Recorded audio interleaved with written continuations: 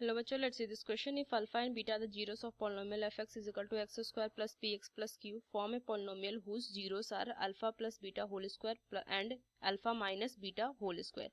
तो चलो इस क्वेश्चन को मैं सॉल्व करती हूँ, की कंसेप्ट अप्लाई करूंगी इस क्वेश्चन में।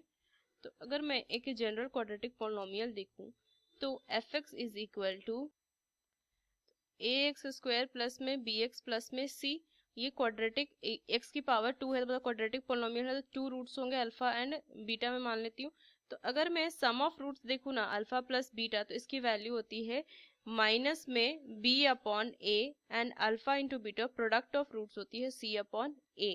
सो मुझे यहाँ पे क्या दिया है, अल्फा एंड जो बीटा है वो जीरो से इस पोलिनोमियल का फॉर्म है polynomial whose alpha plus beta whole square, पर इस ये जो जीरोस दिए ना उससे पोलिनोमियल मुझे बनाना है। तो अल्फा एंड बीटा की मैं वैल्यू यहाँ से तो मैं फाइंड कर सकती हूँ ना, ये alpha plus beta alpha into beta. So अगर मैं इस क्वेश्चन को इस तरीके से लिखूं कि एफ एक्स को मैं इस तरीके से भी तो लिख सकती हूँ कि एक कांस्टेंट है, ये एक्स स्क्वेयर प्लस में सॉरी माइनस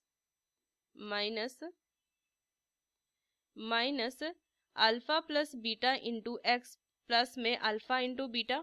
मैं इस फॉर्म में भी लिख सकती हूँ एफ एक्स को, क्योंकि ये क्या है, ये मेरा क्या दिया alpha plus beta, so minus B upon A और alpha into beta C upon A, मैं इस तरीके से लिख सकती हूँ।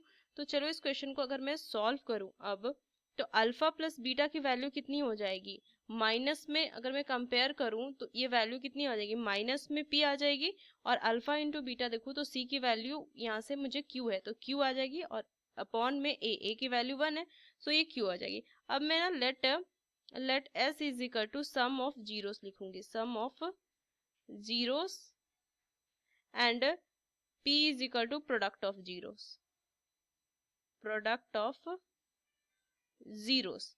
सो अगर मैं देखूं तो s इज इक्वल टू मैं यहाँ से क्या लिख सकती हूँ, s is equal to alpha plus beta whole square plus में alpha alpha minus beta whole square, ये s है। तो अगर मैं इसे सॉल्व करूंगी तो alpha plus beta whole square plus में इससे अगर मैं देखूं तो ये कितनी वैल्यू आ जाएगी, अल्फा स्क्वायर प्लस में लिखूंगी beta square minus 2 alpha beta, मैं ये लिख सकती हूँ। सो इसको अगर मैं लिखूँ तो alpha plus beta whole square plus में इससे मैं क्या लिख सकती हूँ, alpha plus beta whole square minus 2 alpha minus 2 alpha, मैं इस तरीके से इसे लिख सकती हूँ।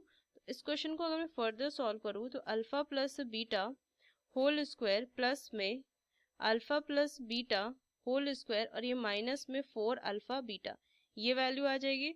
इसको मैं सॉल्व करूंगी तो अल्फा प्लस बीटा की वैल्यू माइनस पी है, तो सो माइनस पी का होल स्क्वायर प्लस में minus P whole square minus में 4 इंटू ये वैल्यू क्यू आ जाएगी, मैं लिख सकती हूँ। तो ये वैल्यू आ जाएगी पी प्लस में पी स्क्वायर प्लस में पी स्क्वायर माइनस में 4 क्यू, वैल्यू क्या लिखूंगी 2 पी स्क्वायर माइनस में 4 क्यू। तो यहाँ से मैं 2 कॉमन ले सकती हूँ, सो पी स्क्वायर माइनस में 2 क्यू ये s की वैल्यू आ जाएगी, ये मैं लिख सकती हूँ s की वैल्यू। अब इसको मैं फर्दर p के लिए सॉल्व करूं तो p के लिए क्या लिखूंगी, p इज इक्वल टू जो जीरो से उनके प्रोडक्ट हो गए तो ये कितनी वैल्यू आ जाएगी, alpha plus beta whole square into alpha minus beta whole square. So value कितनी आ जाएगी, alpha plus into alpha plus beta whole square minus 4 alpha into beta, मैं ये लिख सकती हूँ। सो माइनस इसकी वैल्यू रखती हूँ minus p square into minus में पी होल स्क्वायर माइनस में 4 इंटू क्यू, ये वैल्यू आएगी।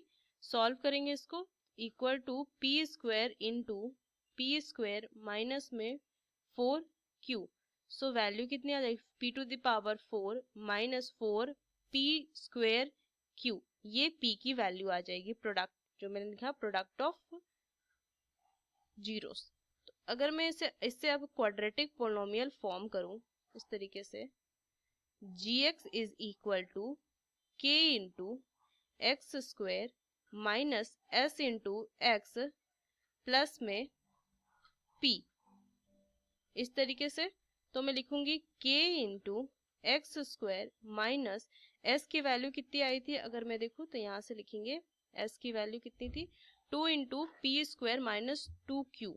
सो इधर से लिख दूंगी p square minus 2q x plus में यहाँ से वैल्यू आ जाएगी p to the power 4 minus में 4 पी स्क्वायर q, ये वैल्यू आ जाएगी। तो ये gx की फाइनल आंसर, मतलब ये क्वाड्रेटिक पोलिनोमियल बन जाएगा, ये quadratic polynomial. So using these key concept we solve this question. Hope you understood it well. Best of luck. Thank you.